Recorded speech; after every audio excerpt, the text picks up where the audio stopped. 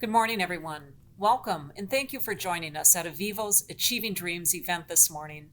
I'm Jean Crane, President and CEO of Bremer Bank, and I have the honor of serving as the Achieving Dreams Breakfast Event Chair this year, and Bremer is especially proud to be the presenting sponsor of this event.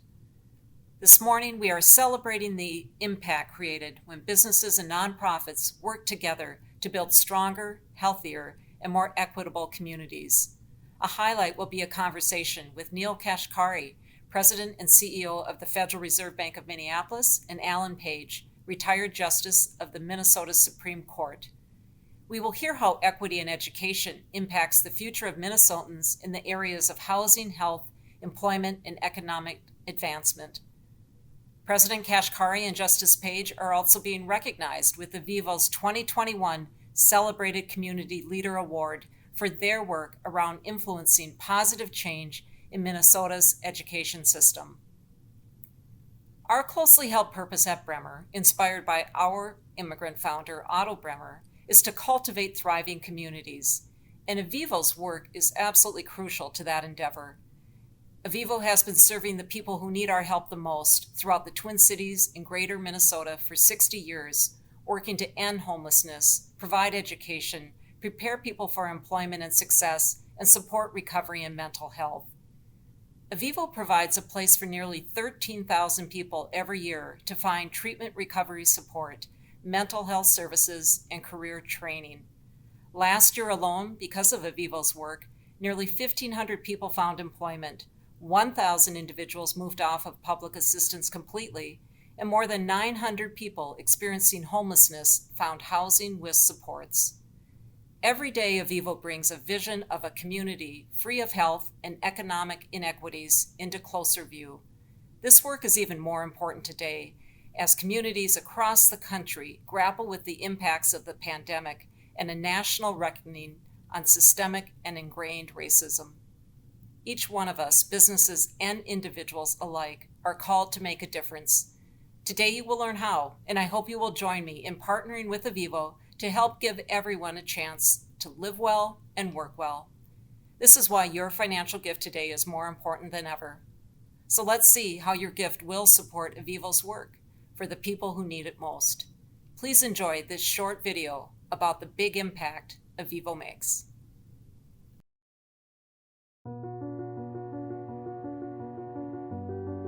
I'm Kelly Matter, President and CEO of Avivo. Avivo's mission is to increase well-being through recovery and career advancement while working to end homelessness. We envision communities that are free of economic and health inequities.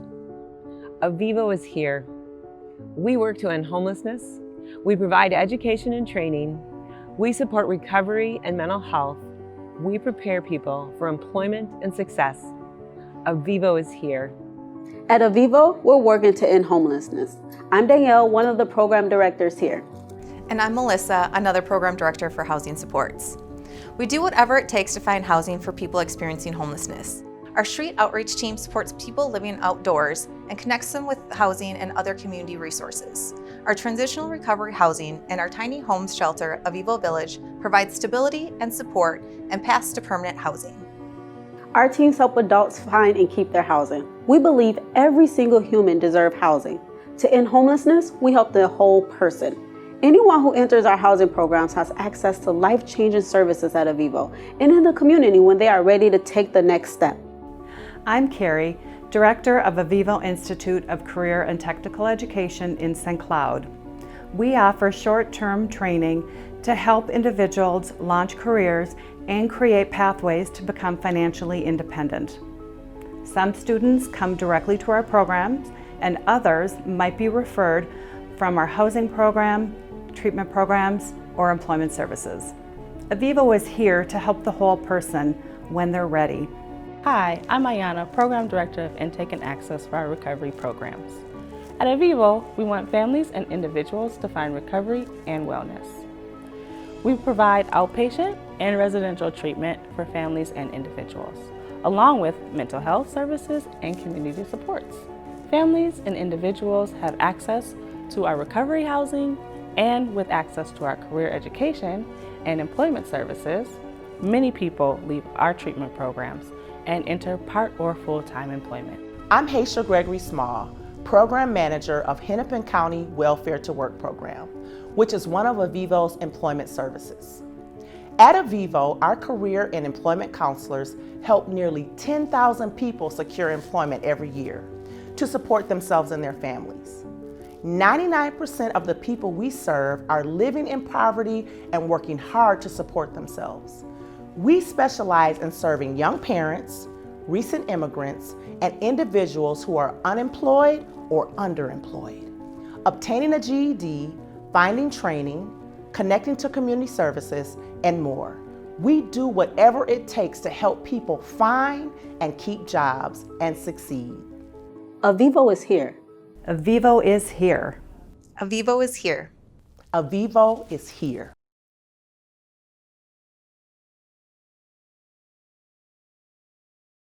During the pandemic, Avivo was ever present. They have remained strong and have innovated to increase access to services and support. Your donation this morning will help Avivo continue to offer its life-changing services. We made it easy for you to give online at avivodreams.org. The link is also available in the chat window. And now I'm thrilled to introduce someone I so admire as a committed and impactful leader, Kelly Matter, Avivo's President and CEO. Kelly will offer a few words to continue our program. Thank you, Jean, and to everyone who's joined us this morning. We're particularly grateful to Bremer Bank, our Achieving Dreams event presenting sponsor, and for our event steering committee members and generous sponsors for helping make this event possible. Your tuning in today means the world to us. Until mid-August, we had hoped to see you all in person. The pandemic continues to wreak havoc in our community, yet, like Jean said, Avivo has been ever present. Avivo is here. COVID-19 has further deepened disparities for many Minnesotans, increasing inequities in access, education, housing, and employment. Regarding education, studies show the pandemic has deepened the disparities of access and opportunities in public schools, particularly for students of color, low-income white students, and students with disabilities. Post-secondary institutions have seen declines in enrollment from the same. Avivo is able to help advance education equity as we serve families in our employment programs. Our own Avivo Institute of Career and Technical Education also provides working-age participants with an alternate educational route to careers and quicker employment. Graduates are prepared for employment success across the economy, from intake at a local hospital to the IT department of a large company, and they earn credits and experience that will transition to other post-secondary education. Housing disparities in Minnesota are front and center as we all continue to see homeless encampments pop up in our neighborhoods. As part of a coordinated community effort, and with support from this event last year, we opened Avivo Village, the nation's very first indoor tiny home shelter for 100 people experiencing unsheltered homelessness. Since becoming fully operational in March, 30 people have moved on, finding permanent supportive housing, and nearly 200 have been connected to life-saving community supports, including Avivo's chemical and mental health recovery services. Finally, Avivo walks alongside Minnesotans and takes employment disparities head-on. Avivo participants increased their wages from 30 to 100%. Nearly 2/3 of the 12,000 people Avivo served last year were Black, Indigenous, or people of color. At Avivo, we pair chemical and mental health services, shelter and housing, career education, and employment services to create unique and personal paths for people to succeed. Achieving these life-changing outcomes is only possible with the support of corporations and businesses and people like all of you. Your financial support helps us eliminate disparities and create promising futures for the people we serve. Thank you for giving today and joining us in this important work.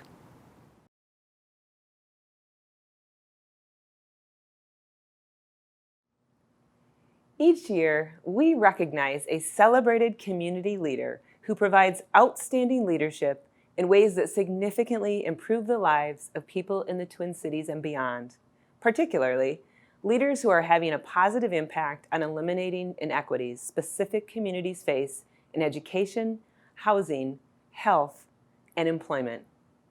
This year, we are celebrating 2 community leaders with the award for their targeted approach to education equity that includes a proposed amendment to Minnesota's Constitution to make quality public education a fundamental right. Avivo is so proud to present celebrated Community Leader Awards to Neel Kashkari, President and Chief Executive Officer of the Federal Reserve Bank of Minneapolis, and Alan Page, retired Justice of the Minnesota Supreme Court and founder of the Page Education Foundation. Together and independently, they are working on influencing change in Minnesota's education system to break cycles of poverty and create a society in which everyone can fully participate. Their work directly addresses Minnesota's yawning achievement gap for students of color, as well as white students in rural areas of the state. Their efforts stand to break down barriers to equity and brighter futures as these students grow to become adults, as well as our neighbors and coworkers. Avivo serves thousands of Minnesotans every year challenged by inadequate education and the follow-on effects of being left behind without the tools to build one's success. We are absolutely thrilled to recognize the important work of President Kashkari and Justice Page. We welcome their efforts to the partnership of public and private organizations working to build stronger communities and a stronger Minnesota.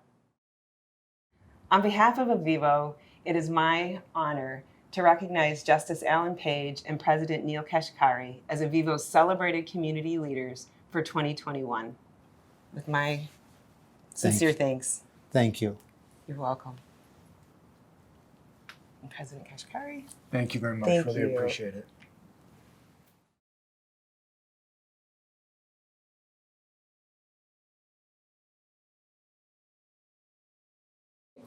Thank you both so much for being here. And as I said earlier, it's an absolute honor for me to have this conversation with both of you.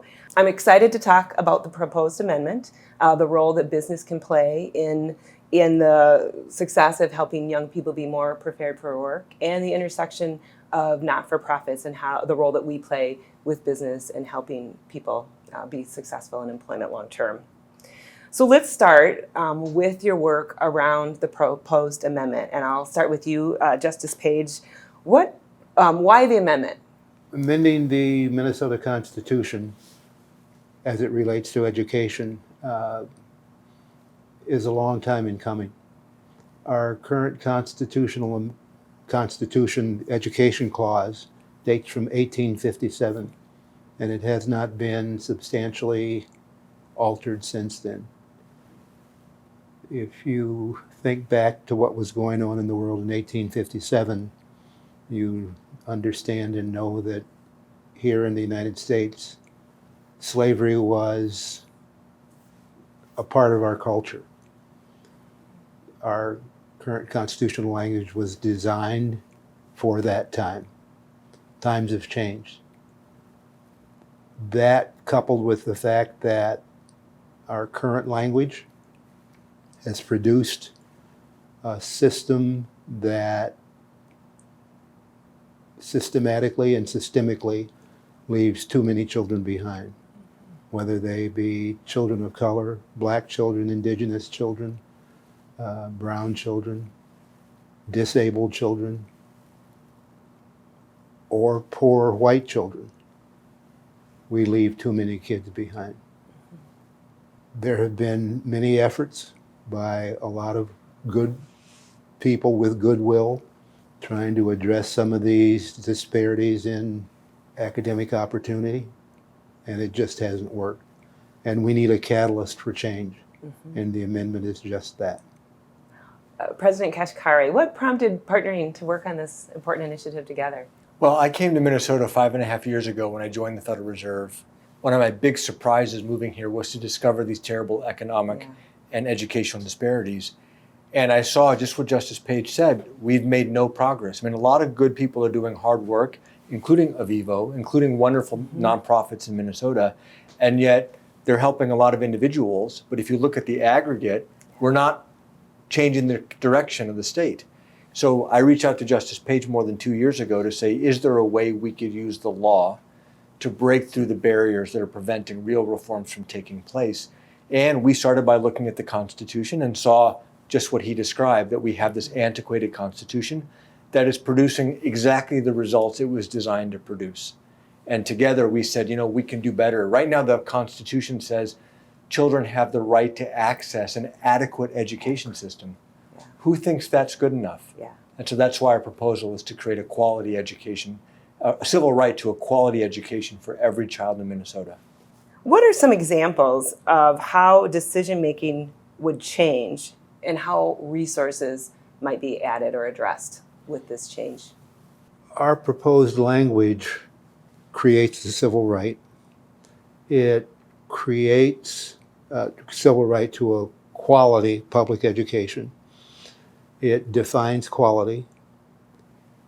And in that definition,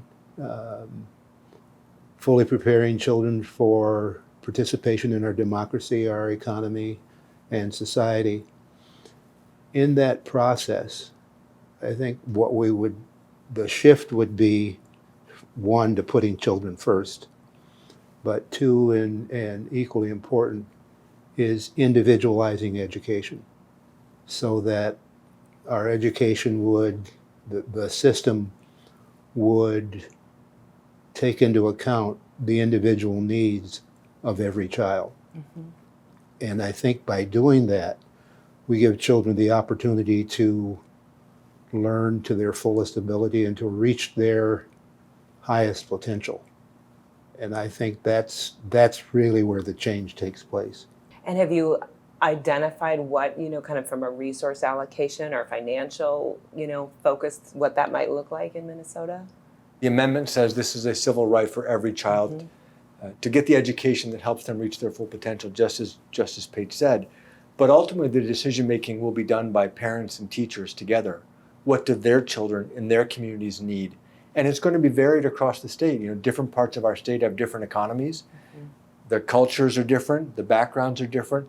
Let's customize the education so each child has whatever he or she needs to reach their full potential. And that could be, in some cases, more funding. It could be a different focus of the schools or the education system to meet that local economy. It really will be up to the parents and teachers and the local leaders to decide what's best for their children. And what does success look like in communities across the state?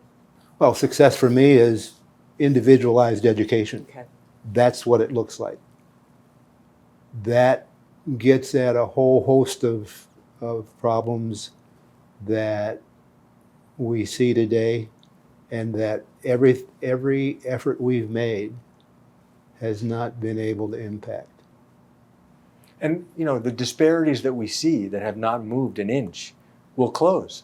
Other states have made real progress, and you don't see, it's not a question of let's take something away from those who are enjoying success today. Right. Their high-performing children continue to perform very well and maybe perform even better. But it's giving the same kind of opportunity to kids who are today being left behind. Mm-hmm. What does success look like?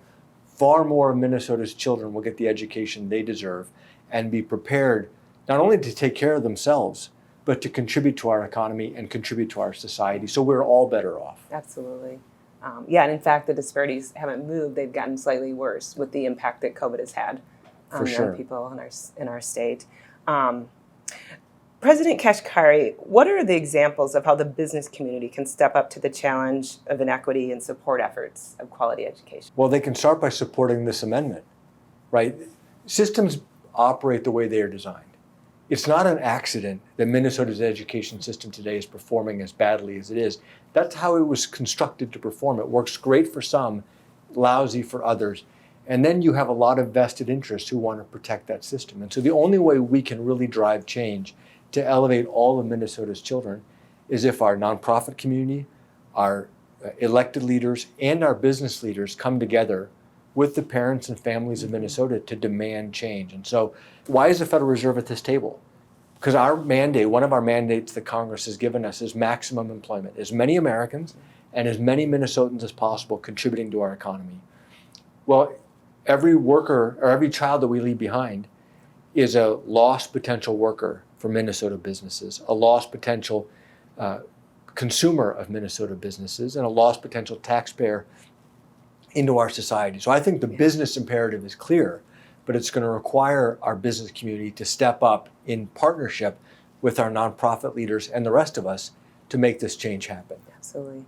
And are you seeing businesses step up and support this change, this amendment? Yes, very much so.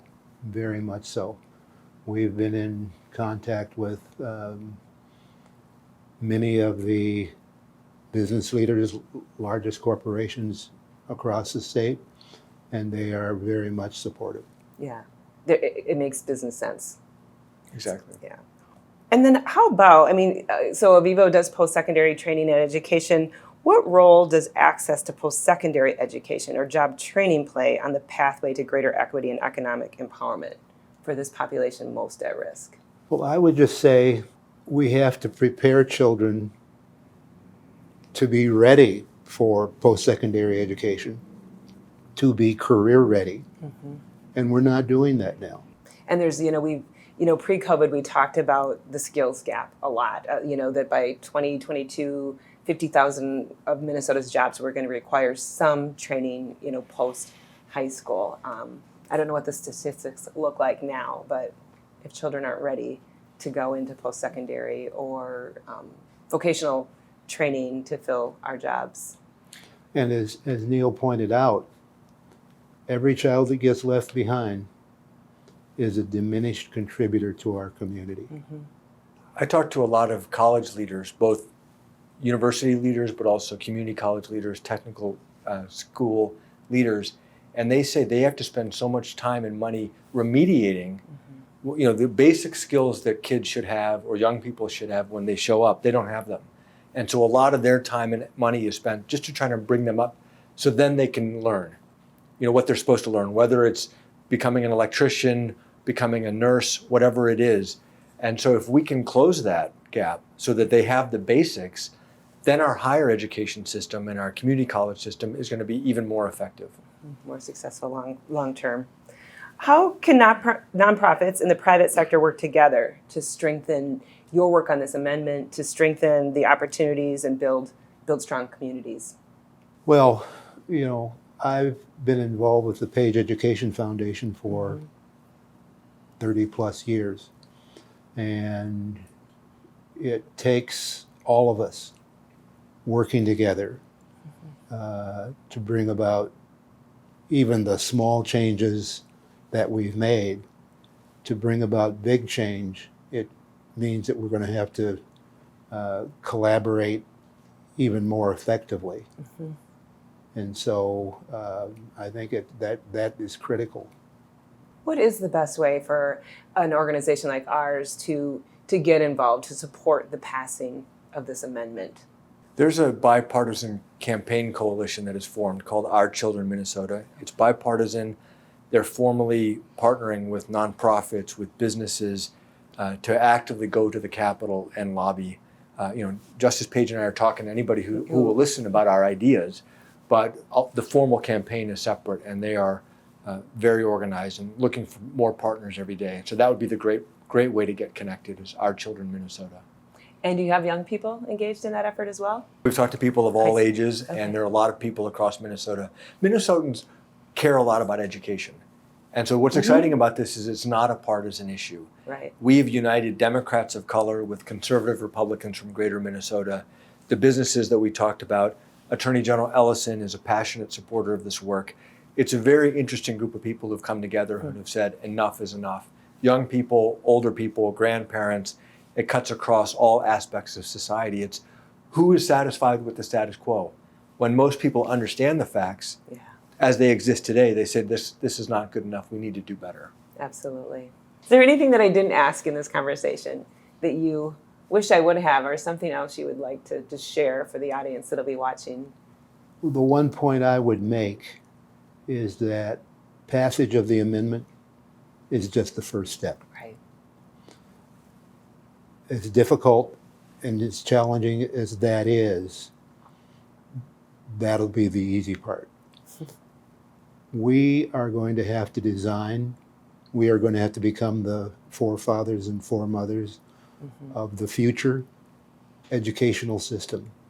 But we have the opportunity to design that system, a system that will ensure that every child, no matter who they are, no matter where they come from, no matter what their background, has the opportunity to succeed. In doing that, we can change the future. Yeah, absolutely. Well said. You know, that's the hard work begins once the amendment is passed. But what an opportunity to, you know, for businesses and education and not-for-profits to come together on behalf of every single child in Minnesota. Very exciting. Count Avivo in, please. That's great. Thank you. Thank you. Thank you both. Avivo's unique approach to serving individuals, how they pair housing, recovery, education, and employment services to help people find their paths to success, is exactly why supporting Avivo makes sense to help improve the health and economic advancement of all in our communities. Up next is Eric's story. Avivo gave Eric the exact support he needed to get back on his feet again and plan for the future. Let's hear from Eric now. My name is Eric Anderson. Being homeless is not a choice. It happens for many reasons. It could be, you were late on your rent, or you lost it due to, a fire or something like that. In my situation, what caused my homelessness was renting from a slumlord that did not want to fix anything. So when we refused to stop paying rent because he didn't want to fix nothing, he decided to kick us out. That's when my homelessness journey started. I first got connected with Avivo when I went to the outreach program at St. Stephen's Community. I told him my situation about being homeless for about 5 years, living off and on the streets and stuff like that. And he asked me if I ever heard of Avivo Village. Come back about 2 minutes later and says, they got one last spot up in there, go up in there, check in, you'll be set. At Avivo Village, you're free to come and go. There's no time limit. The staff there, and that was really helpful. They go through so much with the residents there. And they keep it together. Well, the support that was most important and helpful to me was getting help with the housing through group residential housing. Little nifty housing program that they, pays your rent, until you get on your feet. Being able to have my kids around me again was great. I was able to go see them when I was living on the streets. I didn't want to see Dad like that. Sometimes I had to go somewhere and shower before I go over there. Being here and being with the Avivo program has really given me purpose to see my kids again, be able to see them come over here, have them come over here. I mean, they spent the last month with me before school started, and that was great because I haven't had that in so long. I mean, I just felt so great. Who gives me confidence in my future steps would be my worker, Leon. Been working with him for the last few months. Very helpful. Anytime I need something, I just give him a call, like, hey Leon, I need this or I need that. He's like, okay, I'll see what I can work out. My future goals, a couple weeks from maybe a years from now, is to be, a general manager of my own restaurant. In the meantime, one day at a time, I know maybe 5-10 years from now I'll have my own restaurant somewhere. I see good things in my future. I just recently became a grandpa, so I really got a lot to look forward to now. The future's looking great for me. Eric's story is one of perseverance. In addition to what he shared, I've learned that Eric was working and holding down a job while he was homeless. Avivo's ability to provide shelter and services like Avivo Village, paired with entry into an Avivo apartment and support for finding a career, provides Eric with the future he hopes for. And that's why your gift to Avivo today is so important. I always think of giving to Avivo as a great investment. For our community to thrive, we need everyone to be able to achieve their best. It's about making sure everyone has a chance to succeed. I invite you to make a gift to Avivo, a meaningful donation that compels you to make the most difference. And here's what your gift will do. This morning, we will be talking a lot about the value of education. A gift of $5,000 can provide a full scholarship for an Avivo student to take a career education course, achieving credentials and entering a career path to earn a living wage and building a bright future. A $2,500 gift can provide a day of housing and treatment services for 15 women and their children. A gift of $1,000 can help support a week of street outreach to connect individuals experiencing homelessness with shelter, like Avivo Village, and housing and vital services. A gift of $250 can provide professional clothing for interviews and 1 month of public transportation for job hunting or transportation to a new job. Whatever amount you give today, it is an investment into making our communities healthier places to live and work. And as I said earlier, Avivo has made it pretty easy for you to give. You can give online at avivodreams.org, as you see on the screen, or you can also see the link in the chat. Please take a few minutes to make a thoughtful gift to Avivo. I want to thank you for your gift, as your donations go a long way in making our communities more equitable and providing support to those who need it. Thank you so much for your support of Avivo and our important work. Because of you, Avivo is here for people in our communities who need us the most. We simply couldn't do it without you. Thank you again, Jean, for your leadership role, and to Bremer Bank, our presenting sponsor, and all of our sponsors for making this event possible. Businesses and individuals working together is the key to helping build stronger, healthier, and more equitable communities. If you would like to learn more about Avivo, discover volunteer opportunities, or see how else you might get involved, visit our website at avivomn.org. Thank you so much for joining us this morning, and have a great rest of your day.